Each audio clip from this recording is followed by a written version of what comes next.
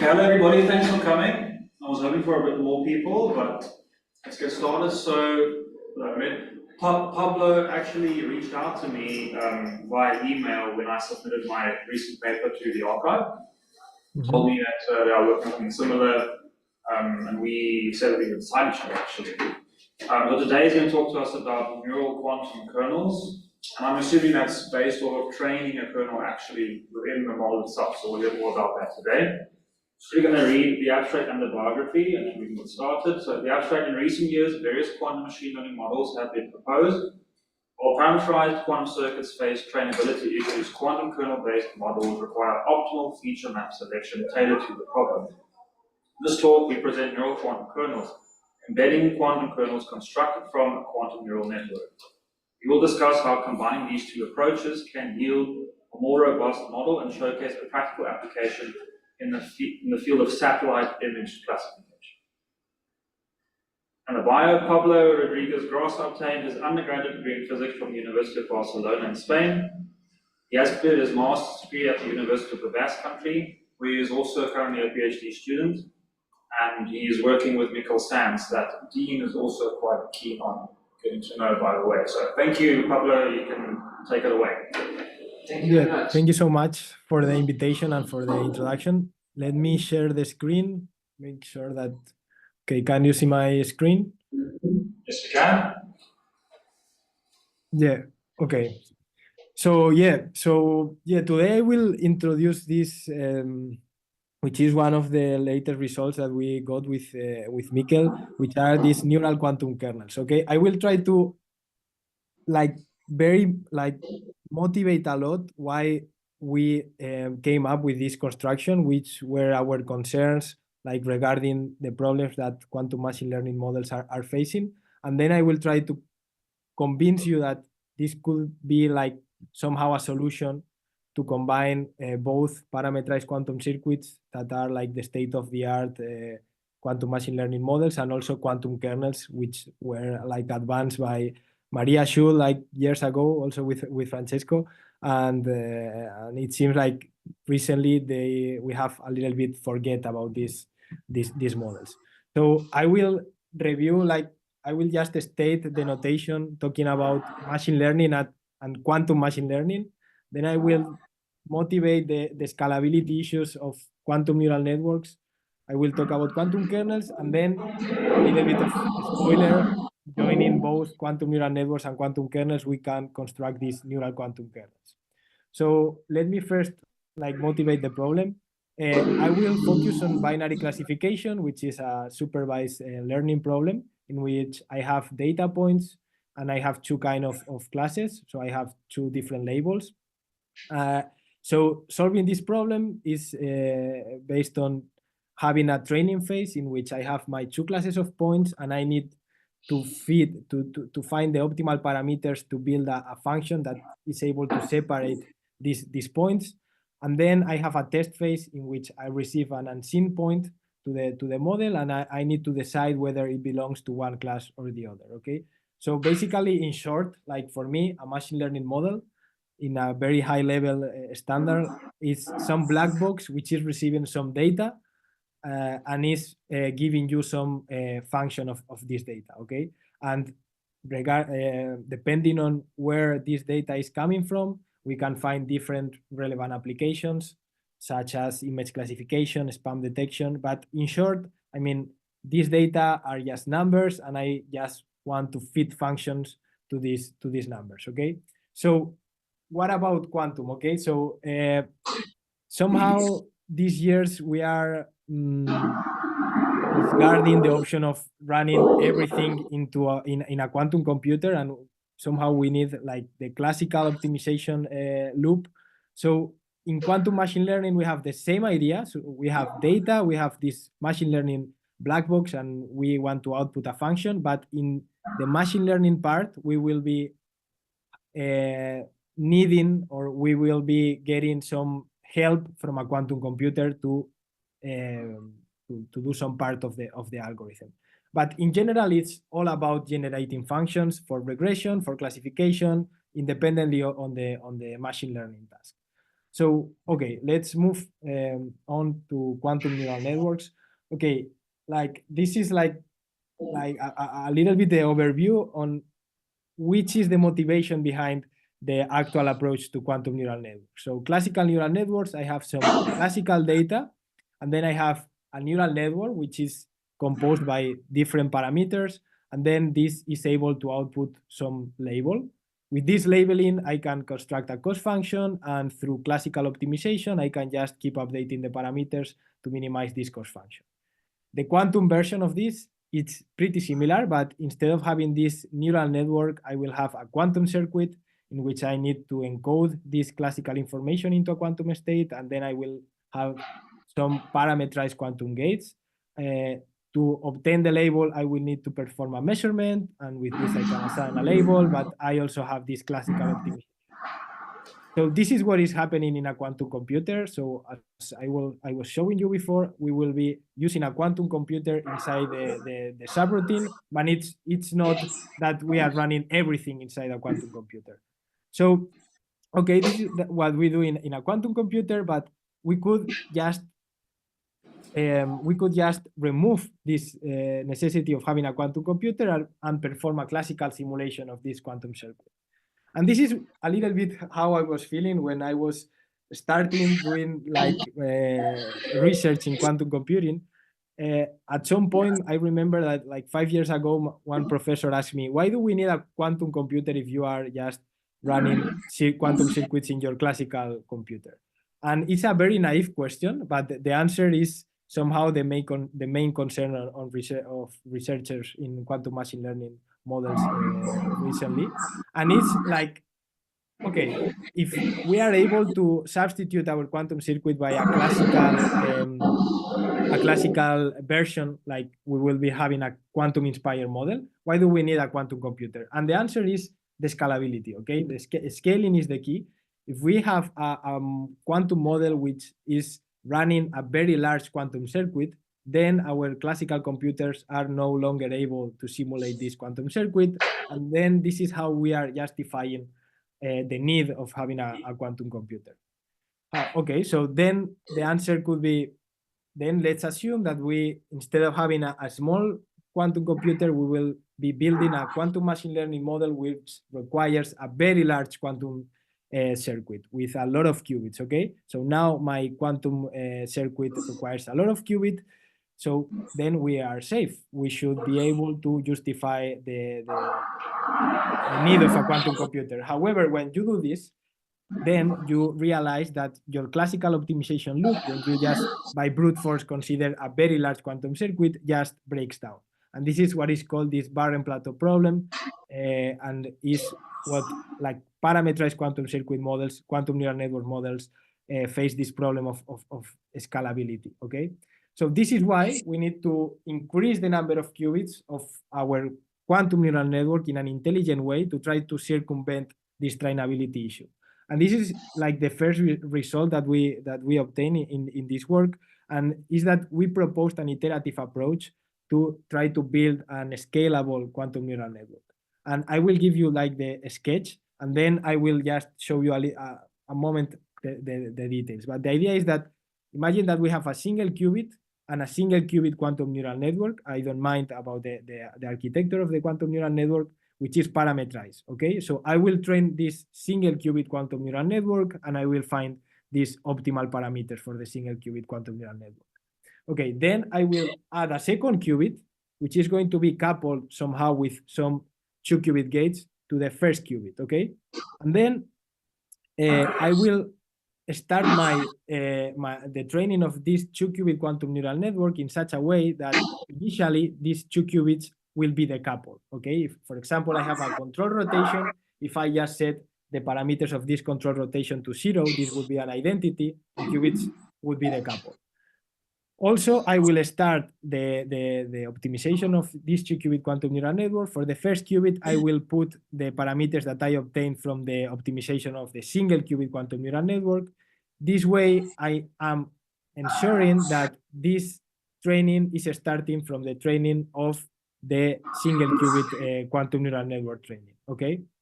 Then I will optimize over these three sets of parameters, the entangling parameters, the first qubit parameters, and the second qubit parameters. And then if this quantum neural network architecture of 2 qubits can improve the results of the single qubit one, then the second qubit will eventually couple to the first one through changing the parameters of the entanglement, and then I will obtain a better model, okay? And this is a little bit the summary. So we start by training a single qubit quantum neural network. We add a second one with a clever initialization. Then I optimize over all parameters. And then at the end of this process, I guarantee that my 2 qubit quantum neural network is going to perform at least equally to the single qubit one, okay? And this is like the sketch for 1 qubit to 2 qubits, but you can extend this architecture and scale with this idea, with this iterative idea to up to n qubits, okay? And this is how we do this in practice, okay? This can be extended to any architecture, but for example, we were considering this data re-uploading architecture, which is somehow very well accepted in literature. So we start by training the single qubit quantum neural network. Once I find the optimal parameters, I will construct this 2 qubit neural network. Look that the second qubit is coupled to the first one by these entangling gates, and I will initialize the training in such a way that the parameters of the second qubit and entanglement are set to 0. This way, these are just identities, and the second qubit is not talking with the first qubit. And then when I start the training, and I will obtain the optimal parameters for the 2 qubit case. Okay, so the idea is that at the step n, you are starting from the configuration of the previous step of n-1, and we are showing that entanglement, I mean, if the 2 qubit quantum neural network is better than the single qubit one, is due to entanglement. Is due to these gates are moving from being initially identities to being entangling gates. So we are adding entanglement to the system, and this is due to we are able to reduce further the value of the cost function. And this is the particular architecture that we propose, and this can be generalized up to n qubits with this idea. Okay, so we need, I mean, this is what I was telling you, like if you just take a n qubit parameterized quantum circuit and you try to by brute force train it, you will not be able to do this when you are considering a large amount of qubits. So we had the necessity to create a model which is adding qubits to the model in an intelligent way. So we propose an iterative approach, and the idea is that when I'm making the network bigger, I'm ensuring that I'm not just creating a model that will just crash with the number of qubits, okay? So adding qubits to our model doesn't make the network worse, okay? So this is about scaling a quantum neural network. Faces this problem of scalability of quantum machine learning models, but we can, I will show you how can we combine this with constructing quantum kernels. And to do this, I will start by reviewing what are kernels and quantum kernels. So basically imagine that we have this classification problem, which is pretty simple. I could just take this separating function, or I could take this other function.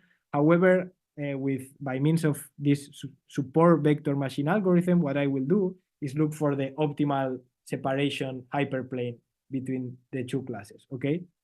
And this is a very trivial problem, but what happens if my data is no longer linearly separable in data space? So we do what is called this kernel trick. I always like to put this square example because it's very visual. So imagine that we have this problem. We need to look for a linear separation in data space, in this two-dimensional data space, in such a way that I can perfectly distinguish between these two classes. So now in this 2D space, you are not able to find this separation, but you can, by adding an extra dimension in an intelligent way by means of a feature map, you can add an extra dimension, and now in 3D, my data is linearly separable, okay? So I start from a data space in which my data is no linearly separable, but I find an intelligent map which is moving the data into a higher dimensional space in which I'm able to find this linear separation. So, and this is the idea behind quantum kernel methods. In quantum kernel methods, this feature space is just the Hilbert space. So if I have my classical data by means of some quantum circuit, which is codifying my classical data into a quantum state, this is by means of a quantum embedding.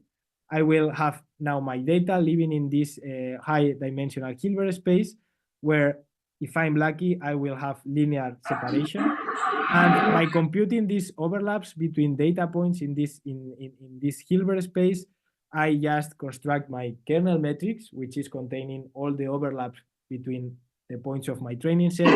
And with this kernel matrix, I can just take a classical computer and perform the support vector machine optimization and get the predictions, okay? I want to highlight that, okay, constructing the kernel matrix, which is required for these kernel methods, is a computationally costful task, okay? Because you need to construct this matrix, which is of order m squared, where m is the number of training points, and in the big data era that we are right now, so this is a complex task, because if you consider a very large data set, this is going to be computationally costful. However, okay, that was nice. I have a quantum embedding, which is taking my classical data. It's going to a Hilbert space in which my data is linearly separable. But imagine that now, instead of having this quantum embedding, I have a modification of this quantum embedding. Then maybe my data is no longer linearly separable in Hilbert space, and my predictions are no longer good enough, okay? So this is a little bit to make you realize that the right embedding that allow you to solve a classification problem is problem dependent, okay? There's no free lunch. This is a kind of no free lunch theorem. There's no a perfect quantum embedding which is able to solve any classification problem, okay? So somehow this quantum embedding needs to be chosen wisely, okay? And this is something that relates very well with a concept that I really like, which is inductive bias, okay? And for me, inductive bias is the information that we know about the data, about the problem, and that we are able to encode in our model, okay? So it's not only the information that I know. I need to be able to encode this information into a model. For example, imagine that your data contains some symmetries, and you are able to introduce these symmetries into your quantum model. Then the quantum machine learning model is going to be better, okay? And in this sense, there are two trends, okay? So our idea would be that this quantum embedding should be designed in a way that helps, or we are able to solve the classification task. So there are two ways of designing this quantum embedding. One is with knowledge of the problem structure, and this is one of the main papers in quantum machine learning literature. In this paper, they have a problem which is very related with the discrete logarithm problem, and then what they do is they construct a quantum feature map, which is very close to Shor's algorithm, okay? So I know the problem that I want to solve, and I design my feature map in a very intelligent way to be able to solve this problem. However, this is not very useful for practical applications, because in general, you will not have all the information about the problem that you want to solve. And the other thing that you can do is that when you don't have any knowledge about the problem structure, you can consider that your quantum feature map, instead of being fixed, is parameterized, okay? So now I have some parameters in the quantum circuit that is mapping my data into a quantum state, and this is implicitly defining me a parameterized quantum kernel. However, the methods in the literature using this so far requires to construct the kernel metrics at each training step. And I will show you why this is so painful, okay?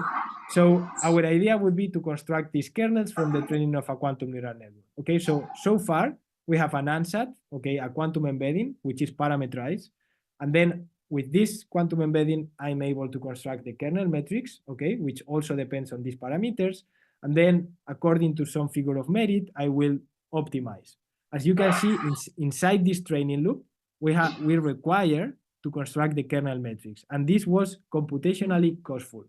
If at each training step I need to construct such a big matrix, you are not you will not be able to perform any practical application. So at the end of this loop, you are able to get the predictions, but so far the methods in literature, I mean, are not scalable at all, okay? What we propose is, okay, I consider an answer, a quantum embedding, which is going to be a quantum neural network. I will train this quantum embedding acting as a quantum neural network with the problem that we have. Somehow this is encoding the inductive bias, or so the information that we know about the problem is being encoded by means of this loop. And then once we have trained the quantum neural network, using this the training set, I will construct the kernel metrics. So which is the main difference? So the main difference is that now inside of the loop, we don't have the construction of the kernel metrics. We are just training a quantum neural network, which is much more, which is much cheaper. And then at the end of the training, I just construct the kernel metrics. And okay, what's happening? Okay, why is the sense, or which is the reason to do this? Okay, this is somehow a little bit repetitive, but the idea is the following. So the idea is that imagine that we are in the single qubit case. This can be the explanation can be, or the intuition can be extended into for n qubits, but the quantum neural network part, what it's doing when I'm training the quantum neural network is trying to put the points that belong to the same class together, the plus one class close to the north pole of the Bloch sphere, and the class minus one close to the south pole, while keeping the decision boundary, which is going to be the equator fixed. Okay. And then once this has been done, once I have trained my quantum neural network, I just construct the kernel, and the kernel, what it's going to do is just look for the optimal measurement in this Hilbert space. So for example, imagine that you train your quantum neural network. This point using the quantum neural network is misclassified because it belongs to the north pole, and it's assigned with a -1 label. But then when I perform the kernel construction, I will just change the optimal measurement, and this point will be well classified. Okay, so this is a little bit the intuition behind our construction. Okay, you could tell me, okay, you were telling me that constructing training a quantum neural network can be harmful, can be impossible because of these trainability issues, and you are just changing the problem into the ability of training a quantum neural network. However, we have proposed this scalable approach to train the quantum neural network part, and also I will show you with the numerics that this construction is robust with respect to the quantum neural network training. What do I mean by robust? This means that to construct a powerful quantum kernel, we will not need to have a perfectly tuned quantum neural network. A quantum neural network that is giving you, for example, a 60% accuracy will be able to give you the same kernel that is giving you a quantum neural network that is performing much better. Okay, so there are this robustness with respect to the performance of the quantum neural network. Okay, so these are what we name neural quantum kernels, and the idea is the following. So we have our n-qubit quantum neural network, which has been trained. I have found the optimal parameters, and then somehow I take advantage of this architecture, and I find an intelligent way to use the optimal parameters to construct a quantum kernel, which now is going to be tailored for the classification task. Okay, this way we are combining two very well-known quantum machine learning architectures, but trying to avoid the problems that one of them have with the advantages that the other has. Okay, so now this combined model does not only rely on the ability of being able to perfectly train a quantum neural network. So if you just consider a model with a quantum neural network, you need to be able to perfectly train to get a good model. So with this combination and this robustness that I was just telling you, we are avoiding this. And then also this kernel, which, remember, there's no perfect quantum embedding that is able to solve any classification task. So now we are introducing information of the problem into the construction of the quantum kernel. So the kernel is trained for the task. Okay, so this is a little bit into more detail how do we approach, or which is the whole construction of neural quantum kernels. So I start from the training of a single qubit quantum neural network. I find the optimal parameters, and then I can scale this architecture just in the same way as I showed you before. So I construct the quantum neural network, and I scale this up to n qubits, and then I can just construct the n qubit quantum kernel, which is just constructing, modifying, using the quantum neural network as the quantum feature map. So n qubit quantum neural network to construct an n qubit embedding quantum kernel. This is what we call this end-to-end neural quantum kernel. Or other alternative is I train the single qubit quantum neural network, and I use the optimal parameters to construct a 2, 3, 4 qubit neural quantum kernel. And this is what we call 1 to the n neural quantum kernel. So look that we train the single qubit quantum neural network, we find the optimal parameters, and we construct these 2 qubit kernels. So as you can see, the parameter, so we have the same gates in the first and the second qubit. However, between layers, we are adding entanglement, and the parameters that we take are the optimal parameters that were taken from the training, okay? And I will show you that this architecture counterintuitively works remarkably well, okay? So, okay, very nice, this is how it works, but let's see if this is really working with some classification tasks. And we test this in a lot of toy data sets, but I will show you some of our recent results regarding very much more complex classification task, which is classify images. So we were trying to classify images based on whether they contain a solar panel or not. So for example, in this image, I have solar panels in the rooftops of houses, and here I don't have them. So obviously I need some classical preprocessing to solve this classification task. So I have my image, I perform classical preprocessing, and I end up having 2, 3 features, okay? I'm reducing the images into 2, 3 features. Why 2, 3 features? Because I'm playing, for example, with 1 qubit, and I'm using a SUN unitary to encode my information, so we can encode 1, 2, 3 features into the rotation angles, okay? And these are the results that we get. Okay, let me guide you through the results. So for example, this is the training accuracy using 2 features, using the end-to-end architecture. It means that I have my n qubit quantum neural network, and then I construct an n qubit embedding quantum kernel. So the gray line is the accuracy using the neural network. And remember that the idea was that by adding qubits, I'm constructing a more powerful model, okay? And then after having like a teacher step, I can also construct the kernel to boost a little bit the accuracy. So as you can see, the pink line is above the gray line, as we are expecting, especially for training accuracy. And also that you can see that there's an increase in like the accuracies with the number of qubits. This is more robust, obviously, for training, because I mean all the construction or the ideas belong to I mean, we have this guarantee that the cost function is going to be reduced adding qubits, and this is directly related with the training.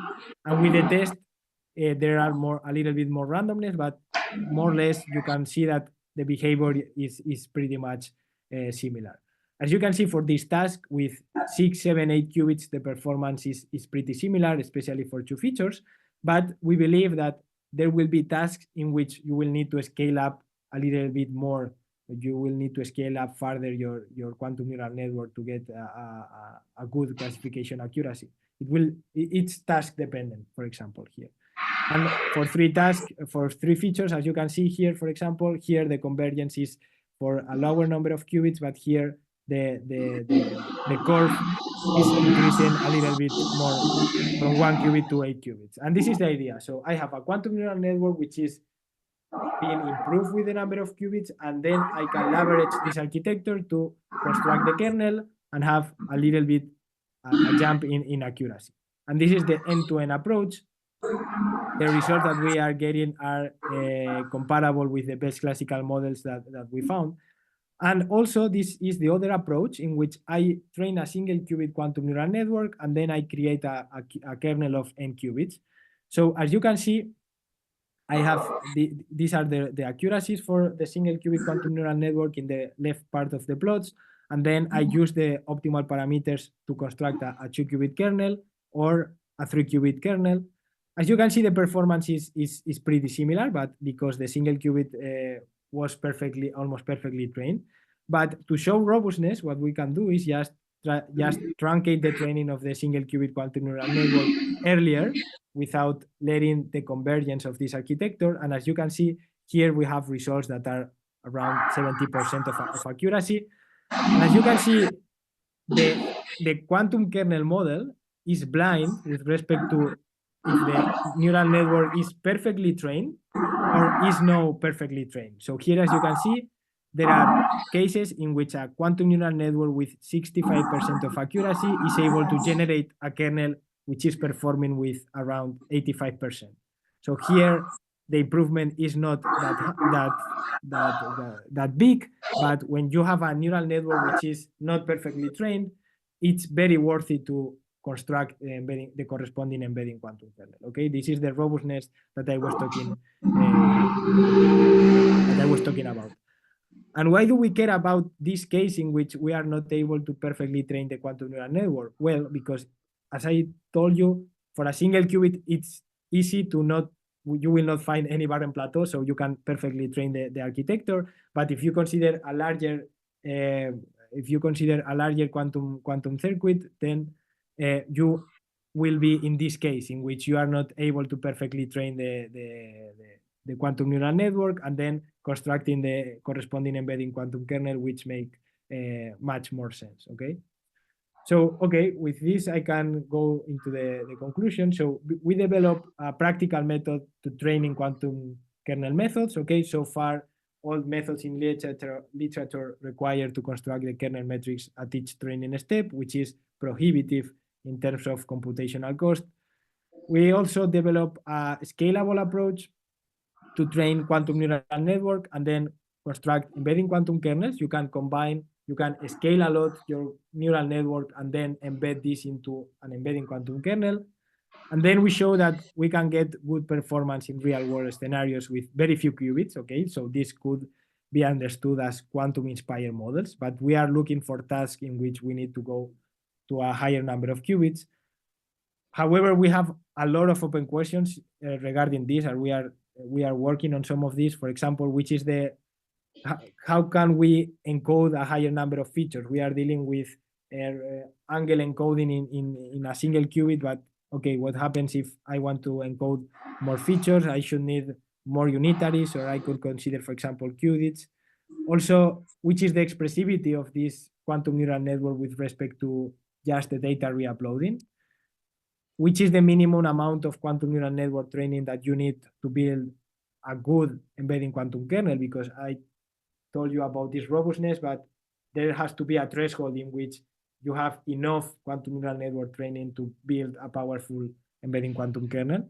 And with this, I mean, I just want to thank like my PhD supervisors, which has, I mean, we have worked on these two projects. And as I told you, like this is like an idea, but we have a lot of open questions. So if at some point you are thinking about implementing this idea or whatever, you can just reach me out and I will be happy of answering any of your questions. Okay, so thank you so much. Great. Very nice. Thank you so much. Thank you. Okay, I have two questions. The first question is related to how do you train the neural network part? What is the cost function that you use? Is it a classification-based cost function or? Yeah, the cost function is like the most trivial one, which is the fidelity one. This one, so this cost function is trying to put points that are +1 label close to the 0 state and points that are -1 label close to the 1 state. So somehow it's like the overlap between the corresponding label state with the output state that you have. Okay, great. Yeah, in the paper of data re-uploading is like the first cost function that you will find in the paper. Okay, cool. And you, right near the end, you said something about angle embedding, and that's a problem with the feature amount. Does your approach naturally extend to amplitude encoding, or would it change the entire architecture? So I think, yeah, with angle encoding, I was meaning that I'm encoding like the X in the 3 rotation angles. So now I'm limited to up to 3 features. But I think that with amplitude encoding, a same strategy could be considered. Okay, so encoding to amplitudes, train a quantum neural network, which is going to be a fully parameterized quantum circuit acting on these amplitudes, and then use this to construct a quantum kernel. I think that this could be also used in this architecture, if I'm not mistaken. Cool. Yeah, I can see how this can be used to do a feature selection, for example. Let's say you have 100 features, you progressively add one after the other, and you can stop somewhere where it's diminishing returns very much. Yeah. Very nice. That's a good point. Yeah. Pablo, thank you. It's very nice. I like very much the iterative approach. But how does, and maybe my question is related to Donovan. You start with 1 qubit and you encode your data in 1 qubit, yeah? How does the iterative procedure affect the encoding when you move to higher iterations? Does that then change, or that I can't see very clearly? So with higher iterations, you mean that? Do you need to re-encode in every iteration, or can you save the encoding for the next iteration? I think, because I was thinking on, okay, for example, I was thinking here in this slide, I think I can explain. So imagine that instead of 3 features, you have 6. So now you need 2 qubits to encode your information. So what you could do is the same idea, but now instead of having a single qubit as unit, as the minimum information unit, consider 2 of them. And then you have 2 qubits, which are going to be coupled to other 2 qubits. So you can have the same idea, but now instead of coupling 1 qubit to the second one, you will be coupling a pair of qubits to the second pair of qubits, and doing the same idea of switch on the entanglement between these 2 units. Okay, I think now please. Yeah. Yeah, no, thank you. Thank you very much. Yeah. I have a question as well, please. Please. Yeah, so I just wanted to ask, so your neural quantum kernels seem to have a lot better prediction accuracy than just running the convolutional neural network, the quantum one. Do you have any intuition for why that is? So yeah, so I have like so a little, this is like the first intuition that we have. It's like, okay, the quantum kernel has to be better. Why? Because if all the points are well classified, constructing the kernel will not change the optimal measurement, that you will be in the same case. However, in terms, like mathematically speaking, what I think is that at the end you are generating these kind of functions. So when you combine constructing a quantum neural network with a kernel, the kernel, which is going to be, it will be accessing linear combinations of the functions that you are building with the quantum neural network, okay? And these linear combinations are due to the entanglement that you are introducing between layers. So with the quantum neural network, you are accessing a family of functions, and constructing the kernel from this quantum neural network is going to be accessing linear combinations, polynomial linear combinations of this family of functions, which is much more powerful in this sense. This is why I think, like, in the mathematical intuition behind this is that the family of functions that you are accessing is much more, is richer, and is much more, is bigger. Okay, thanks. Yeah, I think I've all my questions answered, I think, for now. Any more questions, anybody?